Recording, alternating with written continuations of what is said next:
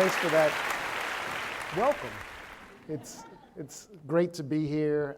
And many of you are probably not exactly sure why I'm here talking, and neither am I, given the fact that this is a restaurant gathering. But it occurred to me that really being hospitable and being welcoming isn't just about what happens in a restaurant. It's about what happens in every single aspect of our lives. And I'm going to talk to you today about how that can happen in school and make all the difference. When we had the idea to start Urban Prep, there was a problem that we saw in the city of Chicago. And the problem was very clear. The number one cause of death for young African-American males is homicide. Only 2.5% of black boys who start out in Chicago public schools will actually end up graduating from college. You hear the stories every day about the violence that occurs in our communities, in our city, in our nation, and we wanted to do something to try to affect some positive change. So we decided we'd create a school that was going to be laser focused on this particular population. And we went and created this application, this proposal for this school. And we submitted it. And we were told no. And so we spent another year working on the application, trying to figure out how to create this school that was going to be welcoming to this particular group of people. Another year of researching, writing, working, and we applied again, and that application was turned down too. And so when it was time to apply again, a friend of mine asked me when we would be submitting our proposal. And I said we wouldn't be. I was done with it. There was no way that I was going to do this again. I wasn't going to spend another year working on another proposal, another app, only to be turned down. She asked me, Tim, what's the Urban Prep motto? Because in addition to creating this concept of the school, in this 1,000-page document that we submitted to try to open this school, we had created everything, a curriculum, athletic teams, school colors, mascots, everything, and we had created a motto. She said, Tim, what is the Urban Prep motto? And I paused and I said, it's we believe. And she looked at me and said, well, Tim, either you do or you don't. And so we applied a third time. And the images behind me are images of our young people that we are able to see today because we applied the third time and we were approved to open Urban Prep because we believed. And while I was thrilled and excited about Urban Prep and what Urban Prep was going to mean to the city of Chicago and to young people, I have to tell you that not everybody was excited about it, including the vast majority of the young men who were dragged into our school by their mothers. Because very few of them wanted to go to a school that went from 8:30 in the morning to 4:30 in the afternoon, had mandatory extracurricular programming. You had to wear a jacket and tie to school every day, and there were no girls. And I remember this one student in particular. His name is Mr. Branch.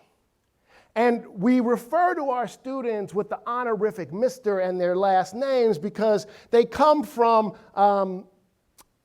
places where it is rare that they are called anything that embodies dignity.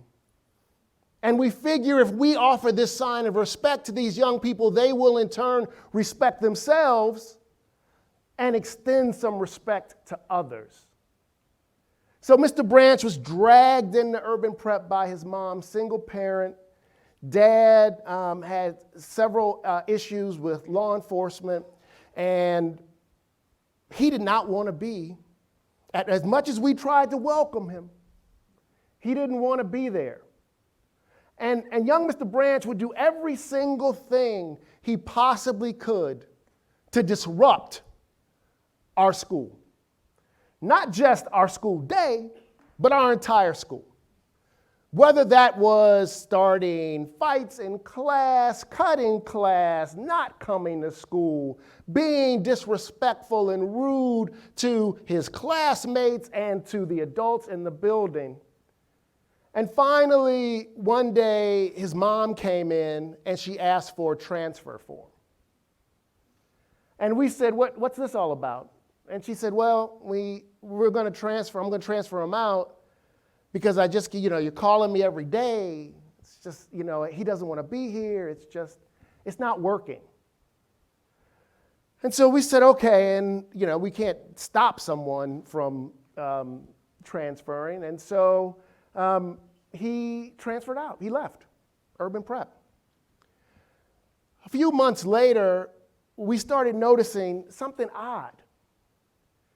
He would be hanging out at school after dismissal. He would be at our games sitting on our side of the bleachers. One day, I walked into a classroom and he was in the classroom. Now, this didn't make any sense because, he didn't go to urban prep anymore. Mr. Branch, what are you doing here? He says, oh, I just wanted to stop by. We get out of school at 2:30, and I know you don't get out until 4:30, so I figured I'd come by, see my brothers, see what's going on. No, man. You made a decision not to be here, and so you've got to go. Well, we figured out what was happening, but we thought it was important that we not take the first step. And soon thereafter, Mr. Branch came up to the school and he said, I want to come back. And we, of course, said yes, because we don't believe in throwing kids out, even those who think they deserve to be discarded. Mr. Branch came back to urban prep and wasn't a model student, but we were happy that he was there. Fast forward a year, and we had some visitors from England coming to our school. And we were really excited about this visit, as excited as I was to see the Downton Abbey movie. I mean, I was like, these folks are really fancy. They've got accents. They're flying in a plane over here. This is great. And it was a group of about 15 educators from London. And I was like thinking, the king and queen were visiting or something. So you talk about being hospitable. We made sure the school was in perfect, tip-top shape. We did every single thing to, make it perfect for these visitors. We had the exact path. I mean, it's kind of, Phil just talked. It's kind of like, when a critic's coming to your restaurant. And we just put it together. And I had an exact tour of how they were going to go. From the moment they walked in the door, the path they were going to take, the exact classrooms they were going to visit. We were going to end up in the conference room, and we were going to have a select group of students talk to them about urban prep. Everything was going wonderfully. And we got to the room, and we're all sitting there having, donuts. I didn't have any scones, so, we just did it. And we're talking, and one of the visitors raises her hand, and she says, "Can some of the students talk to us about your greatest experience at Urban Prep?" And then all of a sudden I hear, "Oh, I can take that one." And I look, and it's Mr. Branch. Now, mind you, we believe, but only so much. I was not.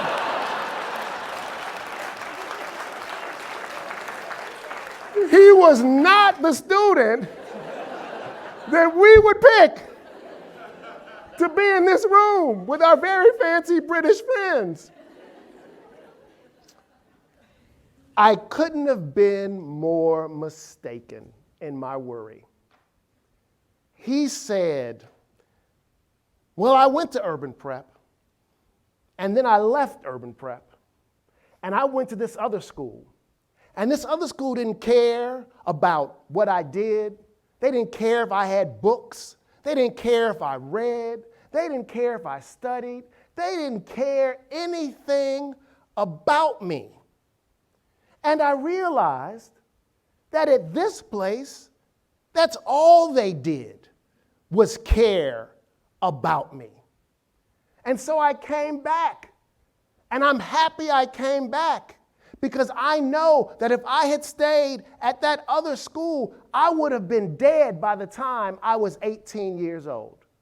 In fact, his words, not mine. In fact, at that other school, I was dying a little bit every day. Mr. Branch went on to graduate from Urban Prep. He ended up becoming the very first college graduate from Urban Prep. So when you hear about 100% of Urban Prep graduates are admitted to college, Mr. Branch was the very first one.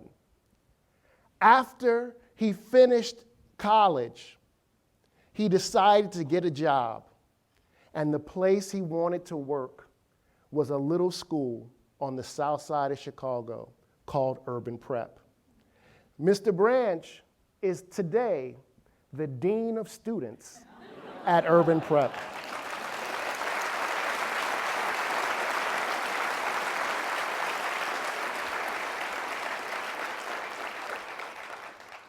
I tell that story today because it is important for all of us to remember that every single moment of our lives, we have the opportunity to be hospitable. We have the opportunity to welcome people into our lives. And perhaps more important, we have the opportunity to welcome people back. And this is what happens when we believe. Thank you.